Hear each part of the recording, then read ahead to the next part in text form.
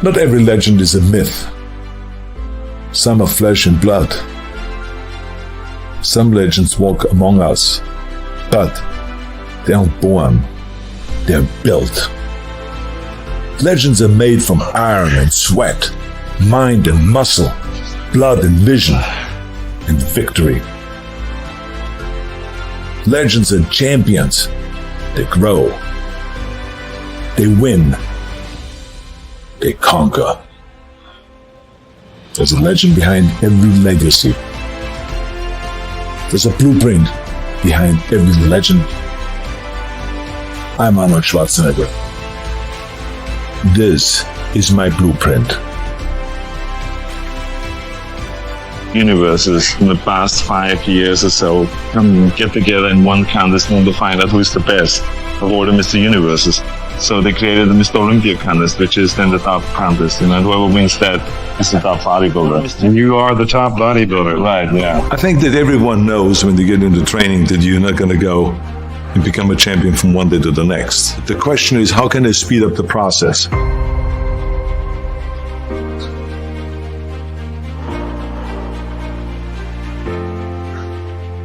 And then the important thing is that you train the proper way, which is to train the basics. That if it is the squats, if the 2-arm curl, if it's the bent over rowing, if it's the clean and the press, the bench press, the incline press, the dumbbell press, all of those basic exercises. And that's what you need to do, especially the last 3 months before competition. You got to shock the muscle, and shock the muscle with different kind of training principles.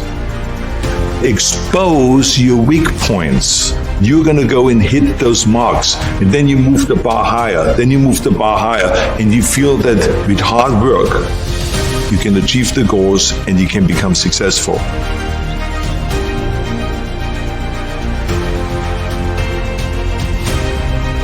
The important thing for people to recognize is that not everyone wants to be a champion.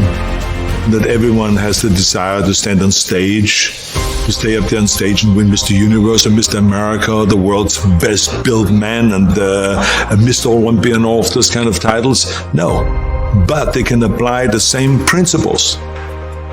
One thing I can tell you, there's major mistakes that are being made today in bodybuilding by not covering those basic exercises, because today when I go into gymnasium, I don't see anymore the kids learning about the cleaning and pressing, or to do the 2-arm snatch and to do the upright rowing from the floor up and all of those kind of exercises that are so important to create the traps and to create the lower back.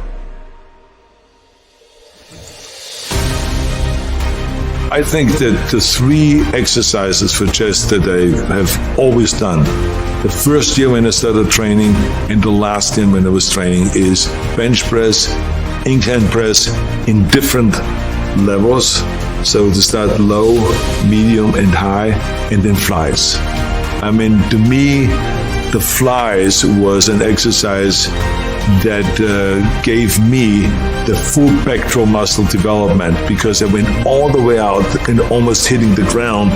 And I was a big believer in expanding the chest as much as possible and giving that stretch, because remember, with muscles, the important thing always is to get the stretch and to get the flex. And so to me, that going all the way out with the dumbbells as far as you can to get that stretch, and then to come in and then to have the dumbbells touch and then flex like you're doing the most muscle on top, and then going out again. Those are the kind of exercises to me that were like, you could not replace them with any machine. This was it.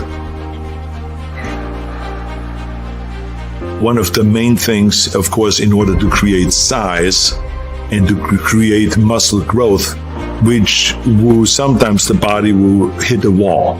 And what that basically means is that the body is saying, look, I know all your tricks. I know you're going to start first with bench press. And then I know you're going to walk over to the chin-up bar and do chin-ups. And then I know you're coming back to the bench press, and then you go to the chin-up bar and come back to bench press. I know that routine. I know exactly everything you do, and I am prepared for that. So you have to go and use the shocking principle. The body and if this chest knows that I'm going to start with 135, I'm going to go to 225 and do 275. I'm going to go and start now with 315. And I'm going to do 20 reps with 315. And then I'm going to go and have the guys pull off plates. And then I have 225 left. And then I'm going to do another 10 reps. Then I'm going to have them take off another 45-pound plate, and then I have 135 left. And then I'm going to go to do another 10 reps. Or maybe if I can, do 15 or 20 reps. And let's see if the pectoral muscle is used to that. And then all of a sudden you will find that your pectoral muscle is shaking after that, and you don't know what to do because it's cramping and it is being tortured. And it is in pain because you have now shocked the muscle. Bend over rowing with a barbell and the T-bar rowing. I mean, any kind of a rowing exercise that gives it the thickness. But those are the exercises I always rely to, again, from the beginning to the end. There's a lot of bodybuilders that have a kind of a deficiency when it comes to the lower back and the striation of the lower back, which you only get from stiff-legged deadlifts and from regular deadlift and from bent over rowing and all the stuff without supporting your chest. You got to let your body breathe and let the lower back hold you up while you're doing the bent over rowing. And we did like off the bench, balancing on the bench up to 315 pounds bent over rowing, because that's what gave you then that strength in the back and gave you the thickness of the back. Because remember, when you train the back, you need the width and you need the thickness, but you need the thickness on the lower part of the back, you need the thickness on the top of the back and the outer back and then the center back. So you got to train and find exercises for all of those different things. Curls, barbell curls. I was up doing reps with 275 in the barbell curl. Many times we would start out with a heavy weight and do just one rep. Then have them pull off plates and a curl, but just enough that they cannot do 2 reps. Then pull off plates and do 3 reps. Then pull off more plates and do 4 reps after that. And so this is how I would go up until, without ever putting the bar down, to really let the bicep know, you don't know what's coming. You're not going to get used to my training method. I'm going to have all kinds of tricks up my sleeve. But I mean, it was absolutely essential to do the barbell curl to create the thickness of the bicep, to do the dumbbell curl on an inclined bench, and to do the concentration curl. Because the concentration curl isolated the biceps with the heavy weights, not with light weight, but with heavy weight, but to isolate it and to really concentrate and to create that peak on the outside of the bicep that you need when you do your back shots.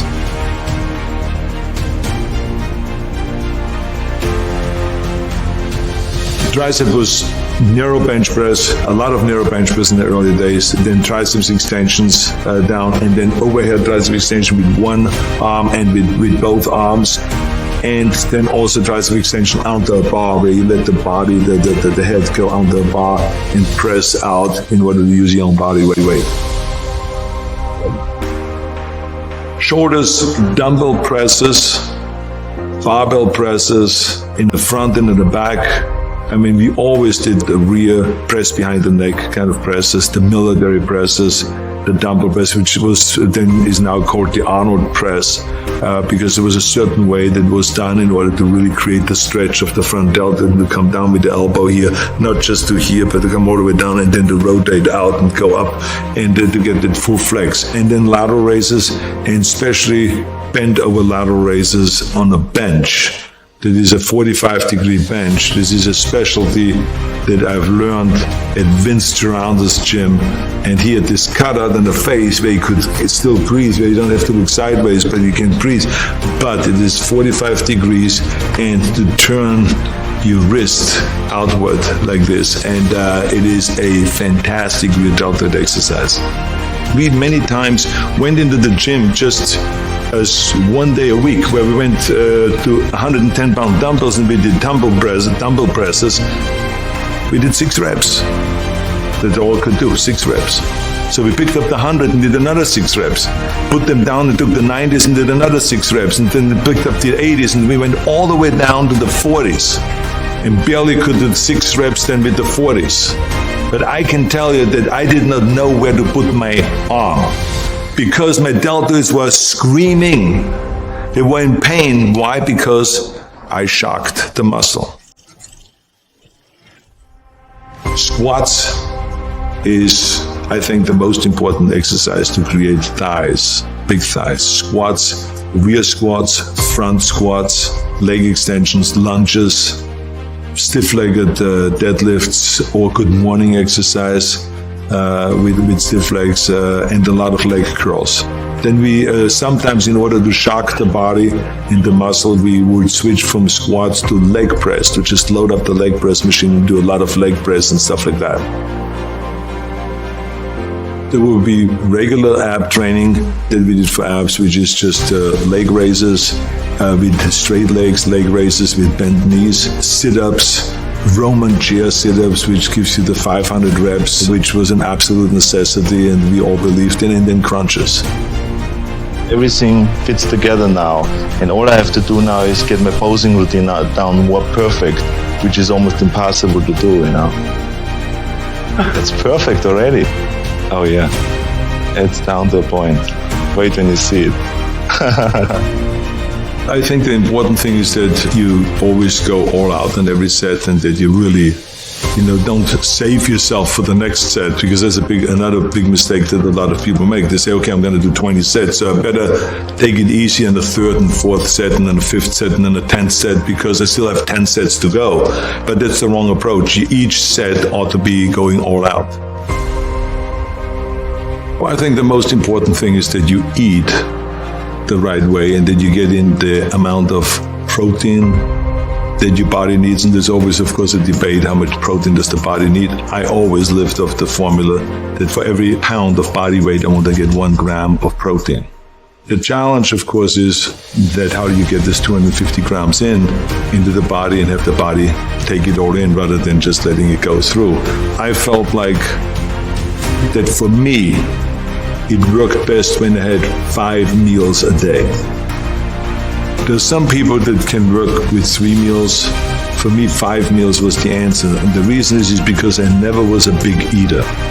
I always felt comfortable with a regular sized steak. If you give me a 10-ounce steak, even in my heyday, I was happy. And to have a little bit of vegetables, so to have some sliced tomatoes on it and then some salad or something like that, I'm fine. In the morning, if you gave me just 3 scrambled eggs with a little bit of bacon and or sausage or some cut in tomatoes and onions, I was fine with that. The only thing is that 2 hours later, after that breakfast, I was hungry.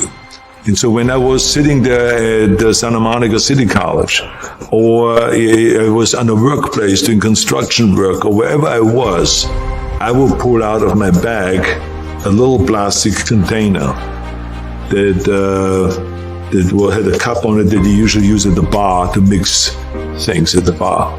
And I would have my milk in there, and I would have my protein powder in there and everything like this, and I would just close it up and then put it in my bag. And then I would be sitting in the classroom, and I would just pull it out, shake it up like that. Everyone would be looking kind of, what the hell is he doing now? And I would be shaking my protein, then just like a bartender doing all the little tricks, and then I would drink it, close it up, and put it away. And that to me was the additional kind of 30 grams of protein that I needed at that time. And then I would be, an hour later going to the gym, and then we'll be working out for 2.5 hours, and then we would go for lunch, and there will be a late lunch, and then I will have again a regular steak, and then 2 hours later after that, I will have another one of those protein drinks. So I would have 2 times a day protein drinks. That in order to get the 250 grams of protein, because as I said, it is absolutely essential that you have enough protein so that you can really experience the muscle growth. But we have to recognize that we will not get all of the nutrients, the vitamins, the minerals, and the proteins, and all of the stuff that the body needs just with regular meals. This is why we have supplements, and that's why they are called supplements, because we are supplementing, because we don't get enough from regular meals, no matter how healthy and how good you eat. All 3 contestants, Lou Ferrigno, Serge Nubret, and Arnold Schwarzenegger, proposed down for the final decision for the judges. So now that I've built a certain amount of mass during the year, and I have worked now on certain weak points throughout the year, and now with the combination of the diet and of higher repetitions and more exercises and more sets, take that mass and chisel it down and work on the details. And that's why I call the period before competition the most exciting period, because that's where you really have to concentrate, pay close attention to it every day, look at yourself in the mirror in an honest way, and expose your weak points. That motivates you then. That's what makes you train harder. So you got to expose those weak points. But the key thing is to set little goals, to do the training every day, to eat the right way, and you're going to go and hit those marks. Then you move the bar higher. Then you move the bar higher. It is really exciting to do that, and you feel that with hard work, you can achieve the goals and you can become successful. The training principles and the nutrition principles and the kind of protein that you need and vitamins you need and minerals you need and all of this kind of supplement, it all still stays exactly the same. That is the important thing. But I'm not stopping bodybuilding. The greatest sport. So thank you. One and only Arnold Schwarzenegger.